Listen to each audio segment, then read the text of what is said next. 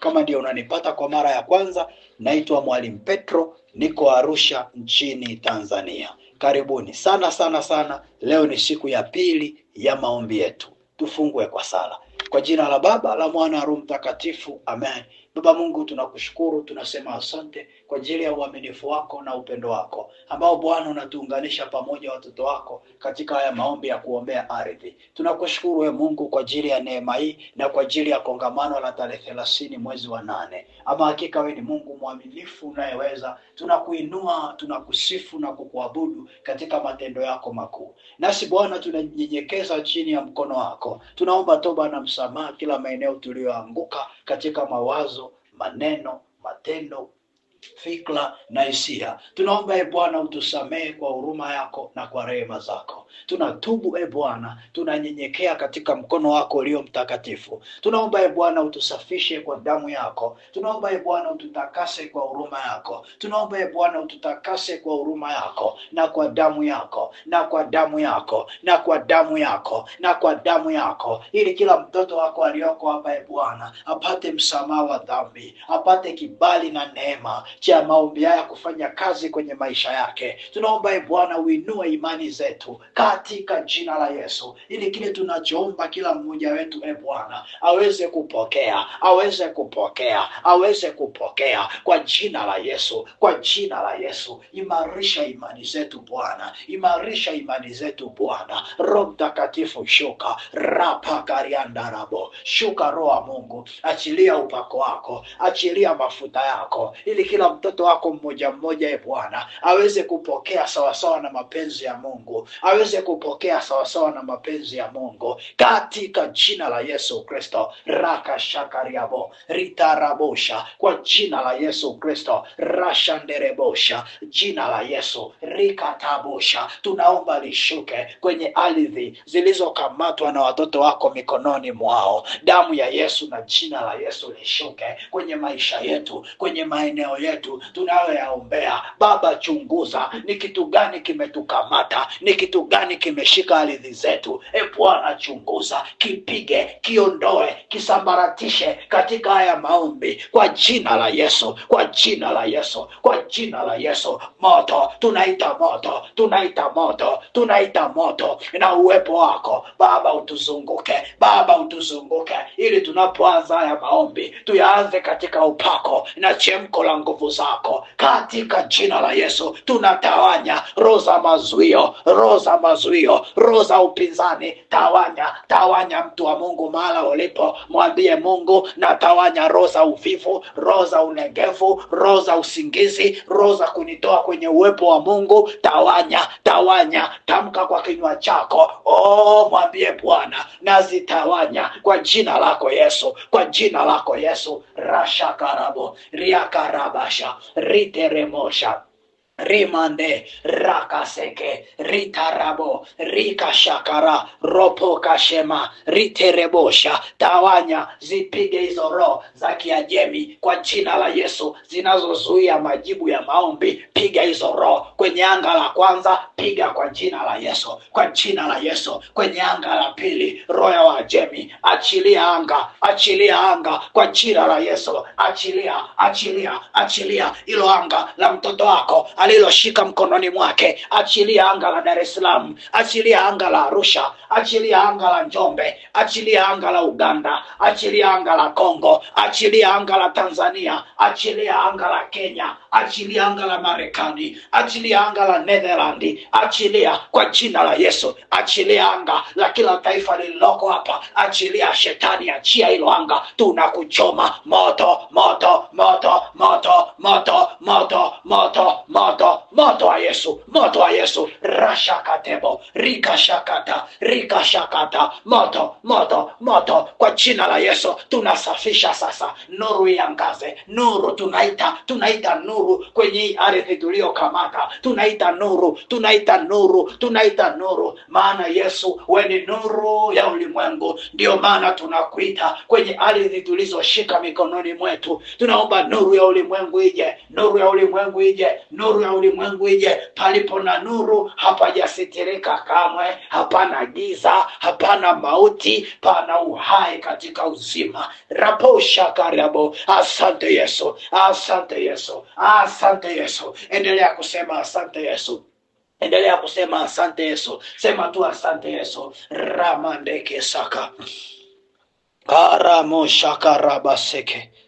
Rashaka raboshaka. Mtu wa Mungu. Rika shaka saka. Sema amen. Mtu wa Mungu. Sema amen. Sema amen kwa jina la Yesu. Basi tunamshukuru Mungu kwa ajili ya haya maombi ya utangulizi. Tukumbuke wapendwa, hii sio semina, haya ni maombi, na ndio maana tunaomba zaidi kuliko kujifunza.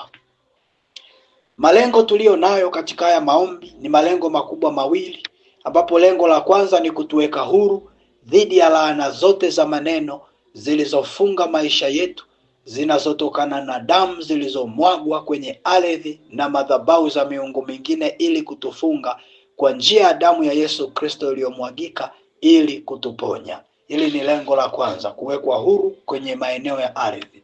Lengo la pili ni kuitamkia unabii ardhi ya eneo la kongamano. Ile ardhi ya Dar es Salaam pale Kigamboni Kibada. Tunaitamkia unabii juu ya tarehe 30, baraka za Mungu zitakazoshushwa mahala pale zikaingie na kwenye maisha yetu.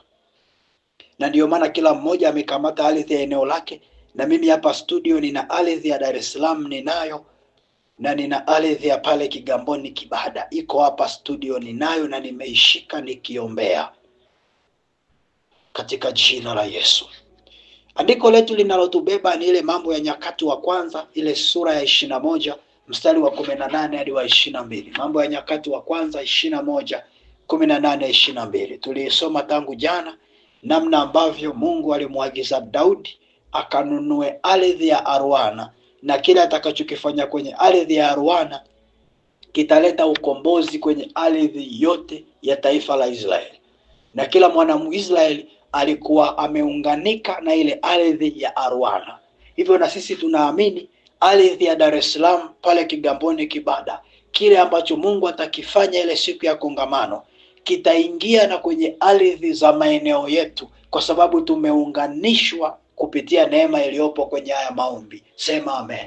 Siku hiyo kuna ushindi mkubwa utafanyika, kuna uponyaji utafanyika, kuna majibu ya maswali yaliyoshindikanika, Mungu atajibu hayo maombi. Kuna miujiza, kuna kufunguliwa kwa wafungwa waliofungwa kiroho, kuna kuongezewa viwango vingine vya maisha. Kuna watu wataongezewa mishahara kazini, kuna watu wataongezewa vyeo, kuna watu heshima zitapanda, kuna watu mitaji yao ya biashara itaongezeka, kuna watu viwango vyao vya maisha vitaongezeka kutoka kiwango kimoja kwenda kingine. Kuna watu ambao kwenye ukoo wao hakuna mtu ambaye amewahi endesha gari, wao wataenda kuendesha. Kuna watu ambao hakuna mtu ambaye anamjua Mungu kwenye ukoo zaidi yako, na wengine wataenda kumjua Mungu. Mtaongezeka watu wengi mnaomjua Mungu kwenye ukoo. Kwa kuna upako mwingi sana siku ya kongamano. Mungu anaendelea kutufunulia, atauachilia. Hasa namna atakavyouachilia huo upako utakuja moja kwa moja na kwenye ardhi yako, na nguvu za Mungu zitafunika, na kila mmoja atamkiri Mungu wako ndiye Mungu wa kweli. Sema amen katika jina la Yesu. Siku ya jana tulipita kwenye somo letu linaloitwa kujifungua kwenye laana ulizotamkiwa kwenye ardhi na kujitamkia baraka kwa njia ya damu. Kujifungua kwenye laana ulizotamkiwa kwenye ardhi na kujitamkia baraka kwa njia ya damu. Katika somo hili tukapita tukaona namna ambavyo kuna watu wamefungwa kwa kutamkiwa maneno kwa njia ya damu. Kuna watu wamekuendea kwa mganga, kuna watu walikuendea kwenye mizimu, wakatoa kafara za damu ardhini na wakatamka maneno mabaya juu yako kipindi wakifanya hivyo, na kuna mashambulizi umeyapata. Jana tukaangalia hicho kitu kwa kina, na tukapata nafasi pale mwishoni tukablock kila aina ya kifungo ambacho umefungwa ardhini kwa kutamkiwa maneno, aidha kwa uzindiko au kwa kafara au kwa namna yoyote ile iliyo kinyume na mpango wa Mungu. Tukaona namna ambavyo pia sadaka ya damu ina tabia ya kutengeneza ufadhili au udhamini, na tukaachilia damu ya Yesu ikatudhamini na tukaisimamisha kwenye ardhi za maeneo yetu. Leo siku ya pili tutaendelea mbele zaidi kwenye haya maombi yetu kwa kwenda kuangalia eneo linaloitwa tumia damu ya Yesu kumpa Mungu uhalali wa kumiliki ardhi aliyokukabidhi kuishi kiagano. Tumia damu ya Yesu kumpa Mungu uhalali wa kumiliki ardhi aliyokukabidhi kuishi kiagano. Tumia damu ya Yesu kumpa Mungu uhalali wa kumiliki ardhi aliyokukabidhi kuishi kiagano. Hili ndio eneo ambalo tutaombea na tutajikita nalo leo kwenye maombi yetu. Wakati mwingine damu inaweza ikatumika kama sadaka ya kuthibitisha agano kwenye ibada za miungu. Nasema hivi, wakati mwingine damu blood inaweza ikatumika kama sadaka ya kuthibitisha agano kwenye ibada za kimiungu. Watu wakienda kununua ardhi sehemu, watatia saini za mauziano na kuna muhuri utagongwa na afisa wa masuala ya ardhi kuthibitisha kwamba hawa watu wameuziana ardhi. Kuanzia leo ardhi hii sio ya Petro, ni ya fulani. Na utaona afisa wa ardhi atagonga muhuri kwenye karatasi, na ule muhuri utakuwa kithibitisho siku zote cha kwamba ardhi hii ni ya fulani, kwa sababu imegongwa muhuri wa afisa wa serikali anayehusika na masuala ya ardhi. Damu ya Yesu kwenye ulimwengu wa roho ni kama muhuri unaogongwa na Mungu kukuthibitisha wewe kuwa mmiliki halali wa agano la ardhi fulani. Nasema hivi, damu ya Yesu ni muhuri unaogongwa na Mungu kukuthibitisha kwamba wewe ni mmiliki halali kiagano wa ardhi ya eneo fulani. Ardhi inamilikiwa kiagano. Pasipo agano hakuna umiliki wa ardhi. Kila anayemiliki ardhi anaimiliki kiagano, hamiliki kikawaida. Na ndio maana damu inatumika kumthibitisha kila aina ya mmiliki kwenye hiyo ardhi kiagano. Ina maana kama mtu anamiliki ardhi kitakatifu, ni damu ya Yesu itamthibitisha juu ya umiliki wake wa hiyo ardhi kiutakatifu. Kama mtu anamiliki ardhi kiuchafu, ina maana ni damu ya mafahari, ina maana damu ya mnyama au ya ndege, aidha kuku au ng'ombe au mbuzi, ndiyo itakayomthibitisha huyo mtu kuwa mmiliki wa hiyo ardhi kiuchafu. Si kama unanielewa nachosema. Ngoja nikupe mfano mwingine ukusaidia kuelewa. Kwa mfano, ukikuta sehemu wamejenga kanisa na ni kanisa linamiliki hilo eneo, ina maana damu ya Yesu ndiyo ambayo inakuwa imelipa hilo kanisa uhalali wa kumiliki hiyo ardhi kiagano. Na ndio maana unasikia watu wanasema mchawi hawezi kupita juu ya hili eneo la hili kanisa. Kuna kipindi niliwahi kuona kwenye mtandao, kuna mchawi ameanguka eneo la kanisani. Anasema tulivyofika hapa tulivutwa tukaanguka, kwa sababu hapa sio pa kwetu, panamilikiwa na Mungu mwingine kwa sababu ni kanisa. Kwa ina maana palipompa uhalali Mungu kupamiliki pale, ametia muhuri wa damu ya mwanae Yesu Kristo. Ukikuta kwa mganga panamilikiwa kishetani, kwa sababu unakuta mganga naye kwenye ile ardhi yake ameweka damu ya mnyama ambayo imempa uhalali kumiliki pale. Aidha ametoa kafara ya mtu au kafara ya kiumbe fulani kumthibitisha yeye kama mmiliki wa lile eneo. Na ndio maana ukienda kumshambulia kwenye eneo lake unakuta ana nguvu kubwa ya kukuzidi, kwa sababu yupo kwenye eneo lake. Na ndio maana kwa wale wanaofanya huduma ya deliverance huwa wanaambiwa usiende kupambana na vita ya madhabahu kichwa kichwa, kwa sababu unaweza ukapigwa. Wako watumishi ambao wameenda kupambana na madhabahu wakafa. Kwa nini? Kwa sababu wameenda kuingilia umiliki wa mahala pasipokuwa pa Mungu wao kiagano. Hii ni elimu nyingine nzito kiroho. Mungu akusaidie kuelewa japo kwa uchache. Mungu ni muumba wa mbingu na nchi, lakini ametoa uhalali wa dunia kumilikiwa na shetani. Na ndio maana Wakorintho wa pili ile sura ya 4 mstari wa 1 hadi wa 3 tunaambiwa shetani ni mungu wa dunia hii. Wakorintho wa pili 4:1 hadi 3. Shetani ni mungu wa dunia. Kwa Mungu amempa shetani kumiliki dunia kiagano. Na ndio maana kama mtumishi ukienda kuvamia ngome ya shetani kichwa kichwa anakupiga, unahitaji kuongozwa na Mungu namna ya kuivamia ngome ya adui, ili ujue namna ya kupita ukiwa salama.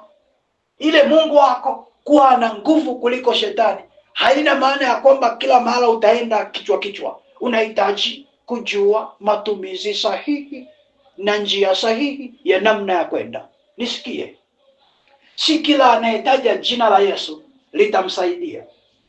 Ile jina la Yesu kuwa na nguvu haina maana ya kwamba litamsaidia kila anayelitaja, ila ni yule tu ambaye amepewa uhalali kiagano wa kulitumia jina la Yesu ndiye litakayemsaidia akilitaja. Kwani hujasoma kitabu cha Matendo ya Mitume? Wale watu walipoona Paulo anatoa pepo kwa jina la Yesu waliiga, na wao wakachukua jina la Yesu wakalifanya la kwao. Wakamkemea mtu mwenye pepo, wakamwambia kwa jina la Yesu yule anayehubiriwa na Paulo, toka. Yule pepo akawaambia wale watu, Paulo tunamjua, Yesu tunamjua, nyie ni wakina nani? Paulo tunamfahamu na Yesu tunamjua, nyie ni wakina nani?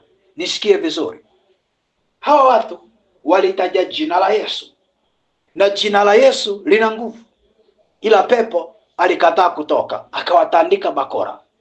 Lakini Paulo alipolitaja jina la Yesu, pepo alitoka. Kwa nini Paulo alipotaja jina la Yesu pepo alitoka, lakini wale wengine walipotaja pepo hakutoka? Na ingawa jina ni lile lile, jibu ni moja tu. Paulo alikuwa na miliki jina la Yesu kiagano, lakini wale watu hawakuwa na miliki jina la Yesu kiagano. Na ndipo tunapoongelea swala la ardhi. Kuna umiliki wa ardhi kiagano. Ukimiliki ardhi kiagano unakuwa na nguvu ya kiroho kwenye hiyo ardhi, na ukimtaja Mungu wako kwenye hiyo ardhi anafanya kazi kweli kweli. Lakini ukiwa uimiliki ardhi kiagano, inamilikiwa na mtu wa miungu mingine, ukilitaja jina la Mungu wako kwenye hiyo ardhi halipati nguvu, kwa sababu wewe sio mmiliki wa mahala hapo kiagano. Kacha nikupe mfano mwingine kabla sijaanza kukupitisha ndani kidogo kwenye mistari kadhaa ya Biblia. Unaweza ukaenda mahala kwenye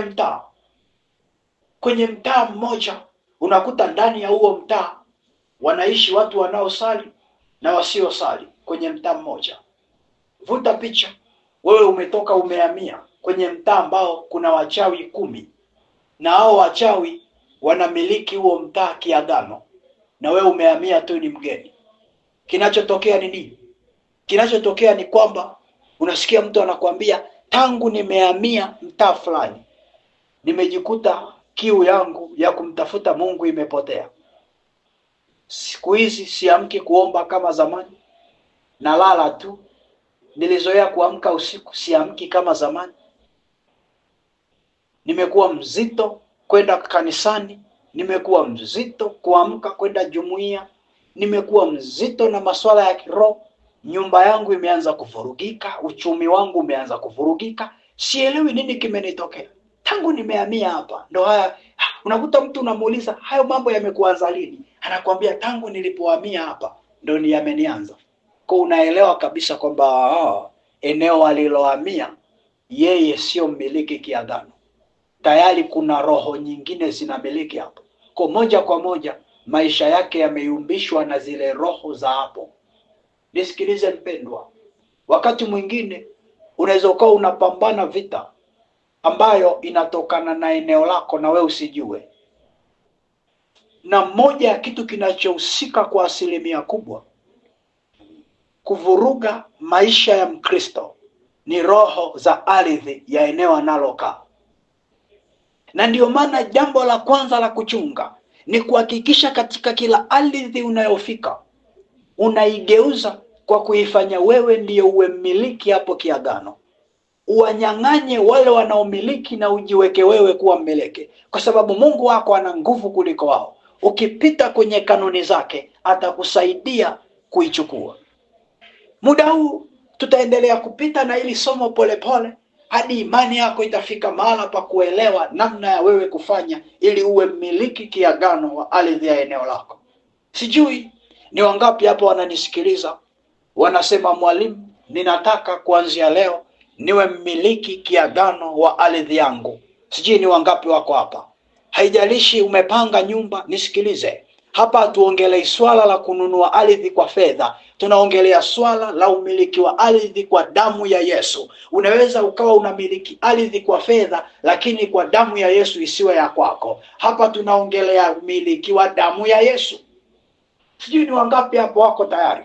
Na unajua umiliki wa damu ya Yesu hautegemei utajiri wa fedha, ila inategemea imani. Ni wangapi hapa wanaonisikiliza? Anasema, mwalimu, mimi niko hapa, nataka nimiliki ardhi yangu. Kama ni wewe, mwambie Yesu nakupenda. Sema Yesu nakupenda. Sema Yesu nakupenda. Na amekusikia. Hata mimi nasema Yesu nakupenda. Oh, haleluya. Wana wa Mungu aliye hai. Tumsifu Yesu Kristo. Kanisa la Bwana. Wacha muda huu tuangalie maana ya neno maagano. Maana ya neno maagano. Maagano ni mapatano yanayofanywa kwa njia ya maneno ya kimkataba kati ya upande mmoja na upande mwingine, ambao kila mmoja atapaswa kumtendea mwenzake sawa sawa na patano la agano lao. Maagano ni mapatano yanayofanywa kwa njia ya maneno ya kimkataba kati ya upande mmoja na upande mwingine, ambao kila mmoja atapaswa kumtendea mwenzake sawa sawa na patano la agano lao. Kwa tunapoongelea maneno, tunakuwa tunaongelea mapatano ya kimkataba ambayo yanafanywa kati ya upande mmoja na upande mwingine, na kila mmoja katika mapatano hayo anakuwa na wajibu na jukumu la kumtendea mwingine sawa sawa na patano lao. Hayo ndiyo yanaitwa maagano. Ngoja tuangalie kibibilia namna Mungu alivyofanya agano la kimkataba la kumkabidhi Ibrahim ardhi ya nchi ya Kanani, yeye na uzao wake. Namna Mungu alivyomkabidhi Ibrahim ardhi ya nchi ya Kanani, yeye na uzao wake. Angalia kitabu cha Mwanzo, ile sura ya 12. Mwanzo 12, ule mstari wa kwanza hadi wa 7. Mwanzo 12:1-7 inasema namna hiyo. Bwana akamwambia Abraham, toka wewe katika nchi yako na jamaa zako na nyumba ya baba yako, uende paka nchi nitakayokuonyesha. Nami nitakufanya wewe kuwa taifa kubwa na kukubariki ili kulikuza jina lako, nawe kuwa baraka. Nami nitakuwabariki wakubarikio, naye akulaanie nitamlaani, na katika wewe jamaa zote za dunia watabarikiwa. Basi Ibrahimu akaenda kama Bwana alivyomuamuru. Lutu akaenda pamoja naye.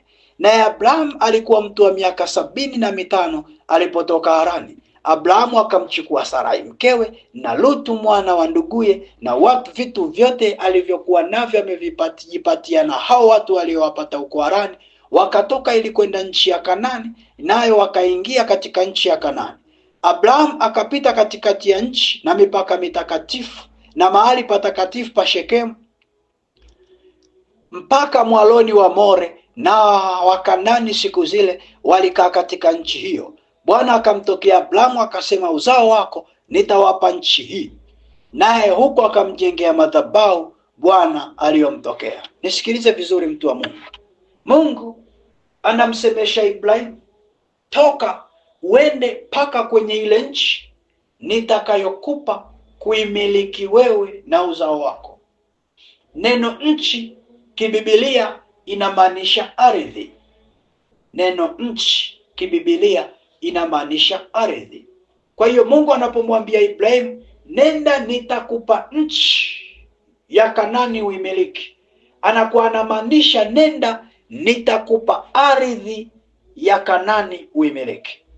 Na ukija kwenye kile kitabu cha Kutoka sura ya 6 mstari wa 1 hadi wa 8, Kutoka 6:1-8, Kutoka 6:1-8, Bwana akamwambia Musa, sasa utaona nitakavyotendea Farao, maana kwa mkono hodari nitawapa ruhusa kwenda zao, na kwa mkono hodari nitawafukuza katika nchi yake.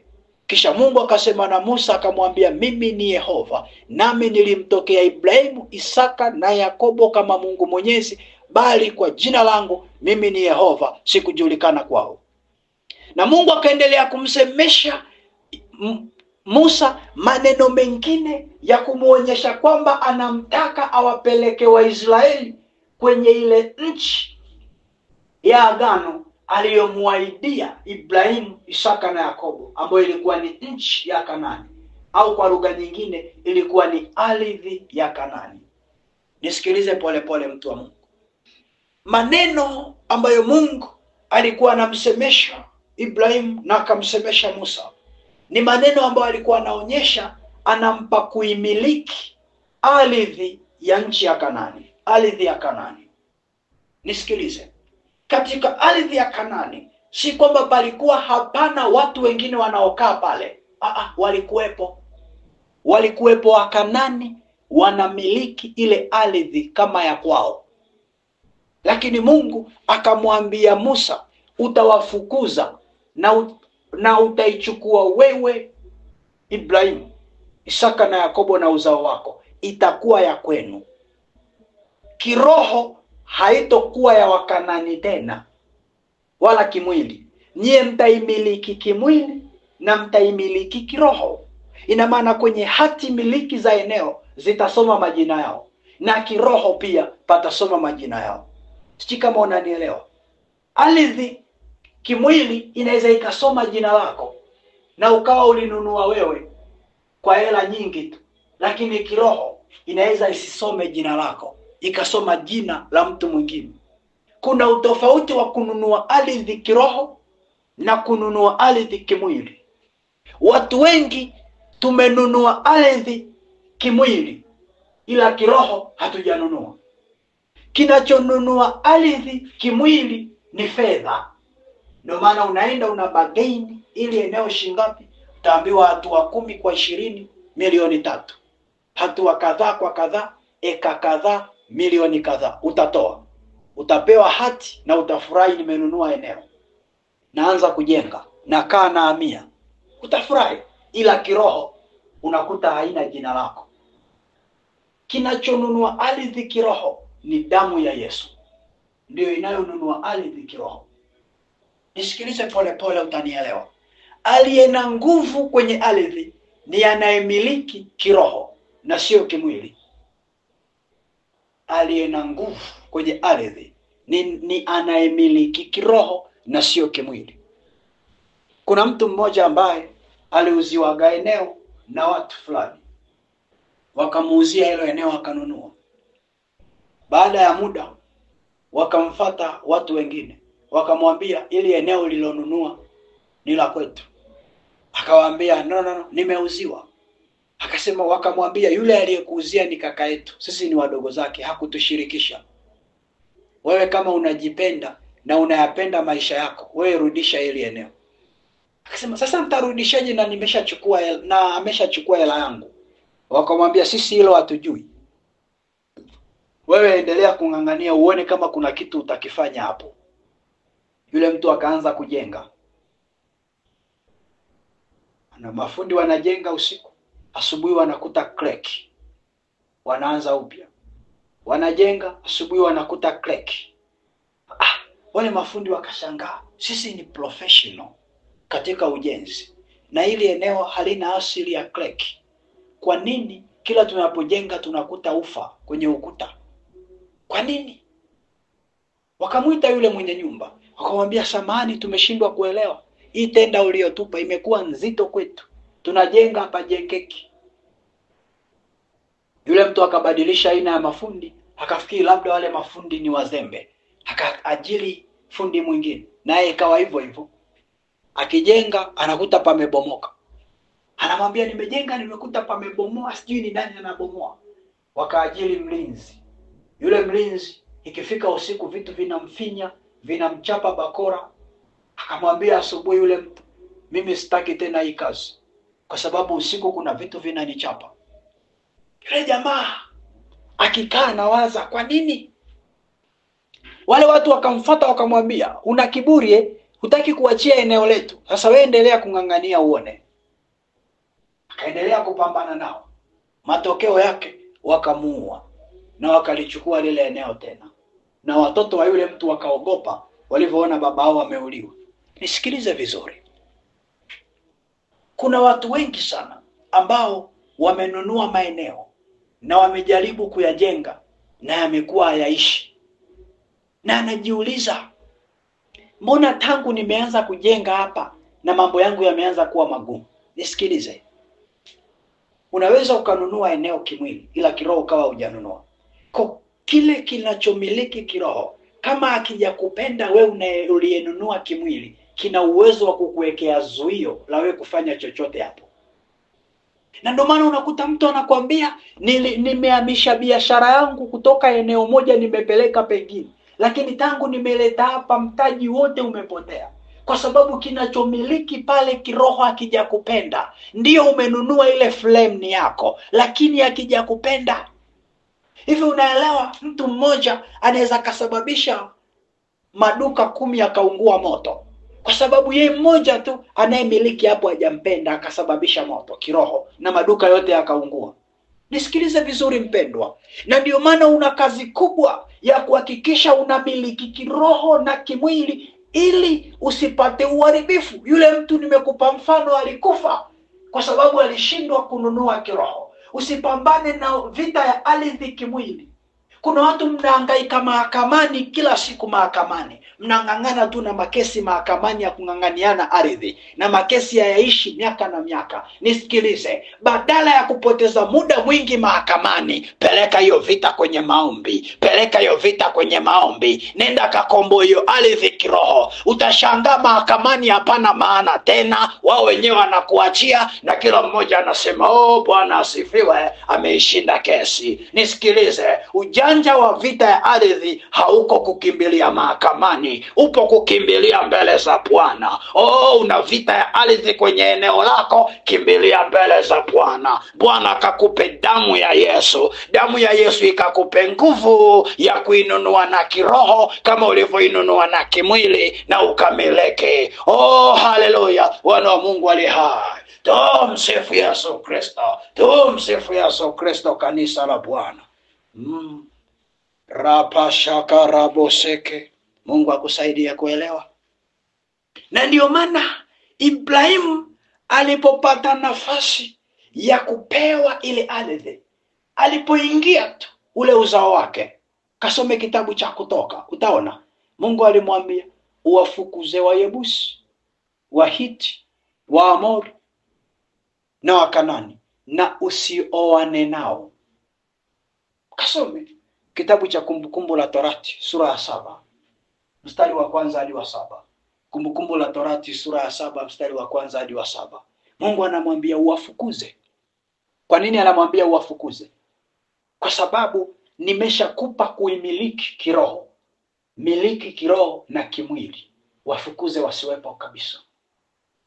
Mtu wa Mungu, yamkini eneo unalofanyia biashara, eneo unaloishi sasa, umekosa umiliki wa kiroho, na ndio maana unapata shida kila wakati.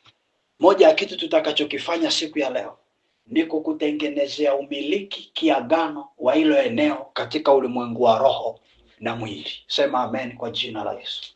Nisikilize. Kumbuka, haijalishi ulipo umepanga. Hatuongelee hilo. Tunachoongelea ni kiroho. Kumiliki kimwili sio kazi. Kazi ni kiroho. Ndio maana kila mtu anaweza akapata hela akanunua eneo.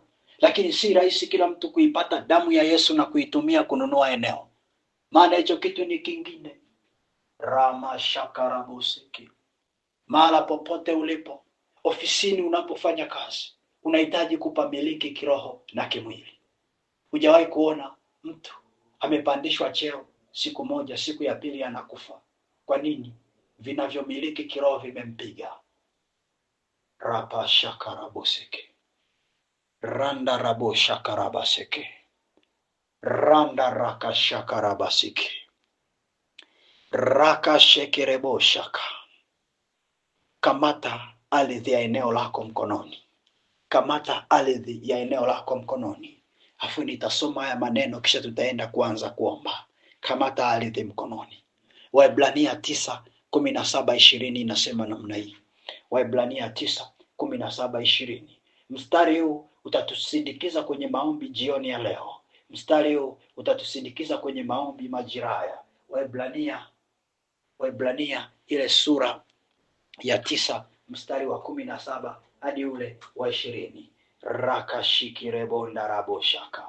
Mstari unaongea maneno ya namna hii kwamba kwa maana agano la urithi lina nguvu palipotokea kufa kwa mtu, kwa kuwa halina nguvu kabisa akiwa yu hai yeye aliyelifanya. Kwa hiyo hata lile la kwanza halikuanzwa pasipo damu. Maana kila amri ilipokwisha kunenwa na Musa, na hao watu wote kama ilivyoamriwa amuru sheria, maji na sufu nyekundu na isopo akakinyunyizia kitabu chenyewe, na watu wote akisema, hii ni damu ya agano mliloamriwa na Mungu. Kanda rabosha karabaseki. Kama ardhi ya eneo lako. Walinyunyizia kitabu wakasema, hii ni damu ya agano ililoamriwa na Mungu. Rama shakarabo. Sema haya maneno pamoja na mimi. Sema, Bwana Yesu. Sema tena, Bwana Yesu, ninakushukuru kwa ajili ya ardhi hii niliyoikamata mikononi mwangu. Sema, Yesu, nasema asante kwa sababu ninaamini katika ardhi hii. Bwana, ni damu yako pekee ndiye iliyonipa uwezo wa kuimiliki. Tazama Mungu Baba, ninakushukuru kwa kunipa hii ardhi kiagano, maana ndivyo ulivyompa na Ibrahim pia. Sema, Mungu, naomba unisamehe, maana sikukumbuka kuinunua kiagano kwa damu yako. Maana Bwana, neno lako linasema mmenunuliwa kwa damu ya Yesu. Tukuzeni Mungu katika miili yenu. Tazama Mungu Baba, ardhi yangu haijawa na matendo ya kumtukuza Mungu kwa sababu haikununuliwa kwa damu ya Yesu. Nami nimesikia leo neno lako. Ninatubu kwako Bwana. Ninaomba Mungu unisamehe kila nilipokuwa mlegevu na mzembe katika kuchelewa kufanya maamuzi ya kununua ardhi yangu kiagano. Sema, Baba, ninaomba unisamehe. Sema, Baba, ninaomba unisamehe. Sema, Baba, ninaomba unisamehe. Sema, Bwana Yesu, siku ya leo mimi fulani. Sema, Bwana Yesu, siku ya leo mimi Petro Mazwile. Taja jina lako. Sema, Bwana Yesu, siku ya leo mimi Petro Mazwile. Taja jina lako. Sema, Bwana Yesu, siku ya leo mimi Petro Mazwile, kwa akili zangu timamu na kwa maamuzi yangu binafsi, nikiwa sijalazimishwa na mtu, bali nimesikia neno lako, nimeamua kuliamini. Bwana, ninaikabidhi ardhi yangu mikononi mwako Baba. Ninaachilia damu ya Yesu kwenye ardhi hii niliyokamata mikononi mwangu. Naachilia damu ya Yesu kwenye ardhi hii niliyokamata mikononi mwangu. Nainyunyizia damu ya Yesu ardhi hii niliyoshika mikononi mwangu. Nainyunyizia damu ya Yesu. Nanyunyizia damu ya Yesu. Nanyunyizia damu ya Yesu. Nanyunyizia damu ya Yesu. Nanyunyizia damu ya Yesu. Nanyunyizia damu ya Yesu. Ninaomba hii damu yako Yesu inunue ardhi hii, ikawe ni mali yangu kuanzia leo. Ikawe ni mali yangu kuanzia leo. Damu yako inunue, ikawe ni mali yangu sasa. Kila wanaomiliki wengine, ninawanyang'anya huo umiliki, maana si halali yao, bali damu hii ni halali yangu. Mimi niliye mwana wa Mungu. Hiyo miungu mingine inayomiliki ardhi, ninainyang'anya kwa damu ya Yesu. Damu ya Yesu, damu ya Yesu, damu ya Yesu, damu ya Yesu, damu Yesu. Nanyang'anya, nanyang'anya, nanyang'anya, napokonya, nanyang'anya, napokonya, nanyang'anya, napokonya. Haya, endelea kunyang'anya, endelea kunyang'anya kwa maneno yako. Endelea kunyang'anya, endelea kupokonya hiyo ardhi. Pokonya hiyo ardhi, nyang'anya mikononi mwao, nyang'anya mikononi mwao, nyang'anya kwenye madhabahu zao, nyang'anya kwa damu ya Yesu, nyang'anya kwa damu ya Yesu, nyang'anya kwa damu ya Yesu, nyang'anya kwa damu ya Yesu, damu ya Yesu, damu ya Yesu, damu, damu, damu. Damu ya Yesu. Endelea mtu wa Mungu, sinyamaze. Endelea kunyang'anya huku umekamata ardhi yako mkononi. Kuna watu watasikia ardhi mikono yao inawaka moto. Kuna watu watasikia kama kuna vitu vinawachoma choma mikononi. Usiachie, usiachie, wala usiache kunyang'anya. Hata kama utasikia mkononi vitu vinakuchoma choma, hata kama utasikia mkononi vitu vinakuchoma choma, usiachie. Endelea tu kunyang'anya, endelea tu kunyang'anya. Hiyo ni vita, hiyo ni vita, hiyo ni vita, hiyo ni vita, hiyo ni vita, ni vita, ni vita, ni vita, ni mapambano. Endelea kunyang'anya, wanyang'anye hiyo ardhi, wanyang'anye hiyo ardhi, waiachie kuanzia leo, waiachie kuanzia leo kwa damu ya Yesu, maana sio halali yao, sio halali yao kuanzia leo, kuanzia leo sio halali yao. Damu ya Yesu ina nguvu kuliko wao. Damu ya Yesu ina nguvu kuliko hizo madhabahu. Damu ya Yesu ina nguvu kuliko hizo falme, kuliko hizo mamlaka. Endelea kuwanyang'anya, endelea kuwanyang'anya mtu wa Mungu, endelea kuwanyang'anya mtu wa Mungu. Rapa shaka rapo sheke rebobo shaka rabo. Endelea kuwanyang'anya, wanyang'anye, maana wamekuharibia maisha muda mrefu, wamekuvurugia mwelekeo kwa muda mrefu. Wamevuruga future yako, wamevuruga ndoto zako, wamevuruga ramani yako, wamevuruga dira yako. Kwa ajili tu ni wao ndio walikuwa na miliki hiyo ardhi. Kuanzia leo sio wao tena, bali ni wewe pamoja na Bwana, ni wewe pamoja na Bwana. Ndio maana endelea kuwanyang'anya, wanyang'anye, wanyang'anye, wanyang'anye. Nyang'anya vitu vyako kwenye hiyo ardhi vilivyopotea. Nyang'anya. Yamkini tangu ulipokaa hapo hujawahi kuona mtaji ukikua, hujawahi kuona mtu akiinuliwa kiroho. Ndio mara ambako ulipoteza ndoa, ulipoteza mimba, kila wakati mimba zinatoka. Rapa korobosha. Nyang'anya, nyang'anya, nyang'anya, nyang'anya, nyang'anya, nyang'anya. Iko damu ya Yesu leo kukufadhili. Iko damu ya Yesu kukufadhili. Iko damu ya Yesu kukufadhili. Iko damu ya Yesu kukupigania. Rapa korobosha, raka shaka rabu. Nami ninaomba katika jina la Yesu, jina la Yesu, ramasheke. Haya, jitamkie umiliki, jitamkie umiliki kwamba mimi kuanzia leo katika jina la Yesu ninaliandika jina langu katika ulimwengu wa roho. Mimi Petro Mazwile ndiye mmiliki wa ardhi ya Arusha, ndiye mmiliki wa ardhi ya Arusha, ndiye mmiliki wa ardhi ya Arusha katika ulimwengu wa roho, na nitambulike kwamba mimi Petro Mazwile ndiye mmiliki wa ardhi ya Arusha. Jitamkie kwa jina lako, jitamkie jitamkie kwa jina lako, jitamkie kwa jina lako, jitamkie kwa jina lako. Tamka kwamba kuanzia leo mimi fulani katika ulimwengu wa roho nitambulike ndiye mmiliki wa ardhi hii ya eneo fulani, nchi fulani. Tamka, usinyamaze. Mimi Petro Mazwile ndiye mmiliki kuanzia leo wa ardhi ya nchi ya Tanzania, wa ardhi ya nchi ya Tanzania, kila mkoa uliopo kwenye nchi. Baba, mimi ni mmiliki kwa damu ya Yesu. Kila nitakapokanyaga ikawe kama Yoshua. Tazama, Mungu alimwambia Yoshua akasema, kila nitakapokanyaga nyayo za miguu yangu ripo shakarabo. Mungu akasema, kila mtakapokanyaga nyayo za miguu yenu patakuwa penu. Nisikilize, kila mkoa, kila kaunti, kila wilaya, kila kijiji katika nchi yako ni miliki yako wewe kwenye ulimwengu wa roho. Tamka kwamba hii ardhi niliyoishika inarepresent taifa langu, inarepresent bara la Afrika, inarepresent dunia yote. Kila nitakapokanyaga mimi ni mmiliki. Tamka kwenye ulimwengu wa roho, tamka kwa jina la Yesu. Mimi Petro, kila nitakapokanyaga kwenye nchi ya Tanzania, kwenye bara la Afrika, kwenye dunia yote, mimi ni mmiliki mahala hapo kwa jina la Yesu. Sitokuwa mgeni, nitakuwa mwenyeji, kwa sababu Mungu wangu ndiye anayemiliki hapo kwa damu ya Yesu, kwa damu ya Yesu. Endelea kutamka, damu ya Yesu inakupa uhalali, inakupa uhalali, inakupa uhalali. Maeneo ambao kuna mazuio inakuwekea udhamini wa kupita. Usipostahili inakupa kustahilika, usipoonekana unafaa inakupa kuonekana. Haya, tamka ya maneno tena. Sema, Bwana Yesu, ninakuomba wewe ndio uwe Mungu katika ardhi ambayo umenipa kuanzia leo. Ninaomba Mungu, ninaomba Yesu Kristo, ninaomba Roho Mtakatifu, wewe ndio uwe mtawala kwenye ardhi, ili nisimiliki peke yangu, bali wewe ukamiliki pamoja na mimi. Ili siku zote kila atakayekuja kutaka kufanya chochote asinione mimi, akakuone wewe Jehova. Asinione mimi, akakuone Yesu Kristo. Asinione mimi, akakuone Roho Mtakatifu.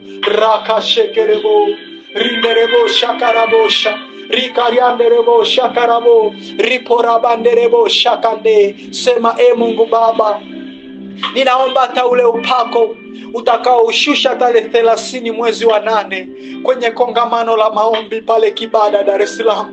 Ninaomba Mungu Baba, upako huo ukashuke moja kwa moja na kuja kwenye ardhi ya eneo langu. Maana kuanzia leo hakuna utofauti kati ya ardhi ya Dar es Salaam na ardhi ya mahala nilipo. Maana zote ninamiliki, na zote Mungu wangu wewe ndio mmiliki katika jina la Yesu Kristo. Mwambie Mungu, kuanzia leo hakuna utofauti kati ya ardhi ya Dar es Salaam na ardhi ya eneo langu, kwa sababu katika ulimwengu wa roho, Baba, ni wewe Mungu wangu ndiye unayemiliki, nami umenipa kumiliki kwa ufadhili wa damu yako. Ndio maana Baba, niwezeshe kupokea huo upako. Baba, ninaomba ukaniinue katika ardhi hii, maana nimeishi nikiteseka muda mrefu katika magonjwa, katika shida. Hebu taja yale yote ambayo umekuwa ukiteseka nayo mahali hapo unapoishi. Yataje, wewe ndio unayejua. Tangu umehamia hapo, tangu ulipoanza kufanya kazi hapo, tangu ulipoanza kulima hapo, tangu ulipoanza kuwekeza miradi sehemu fulani, kwenye hayo maeneo unayoyaombea, ni changamoto gani zimekuwa zinakurudisha nyuma? Ni mambo gani magumu yamekuwa yakikuendea mrama? Hebu yatamke mbele za Bwana. Mwambie Mungu ni mwisho. Mwambie Mungu ni mwisho. Anza upya nami. Restore eneo hili. Anza upya katika baraka, katika spidi, katika kibali, katika kuinuliwa, katika ushindi. Hebu tamka, usiwe mvivu. Tamka kwa maombi. Ndivyo Bwana anafanya. Ndivyo Bwana anafanya. Endelea kutamka, na ukisikia ule mzigo wa maombi umeisha, utashukuru na kuvunja roho za visasi. Alafu tutakutana tena kesho. Endelea tu, mtu wa Mungu peke yako. Hata kama mimi unaacha kunisikia muda, wewe endelea tu kuomba. Endelea kutengeneza yale ya kwako kibinafsi ambayo yamkini unahitaji wewe mwenyewe binafsi kusemezana na Bwana. Endelea tu, mtu wa Bwana. Endelea.